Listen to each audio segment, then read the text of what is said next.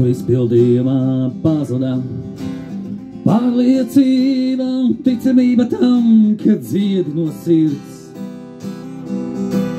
Balss nav saslēgusies, līdz galam vajadzēja dziesmu drāsts, līdz tā nodziedāta. Vajadzētu piestrādāt pie izpildījuma kvalitātes, varbūt mazliet ar piedomāt arī pie dikcijas, bet aigas vajadzētu piestrādāt pie izpildījuma kvalitātes, varbūt mazliet ar piedomāt arī pie dikcijas.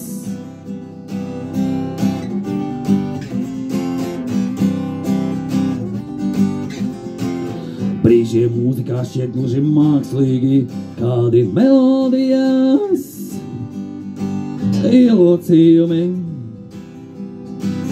Grūti uztvērt paša autora attieksmi,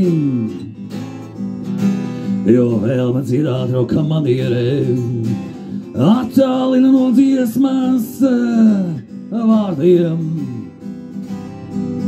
Un īsti nesazaucas ar teksta jēgu un šķiet mazliet mākslīgam. Vajadzētu piestrādāt pie izpildījuma kvalitātes, varbūt mazliet ar piedomāt arī pie dikcijas, bet aigas vajadzētu piestrādāt pie izpildījuma kvalitātes, varbūt mazliet ar piedomāt arī pie dikcijas. Yeah.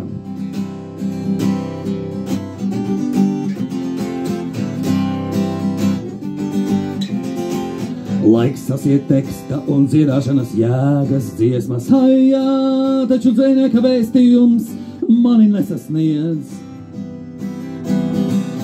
Dziesmnieks, kurš dzeju lieto, lai akcentētu mūzikas ritmu,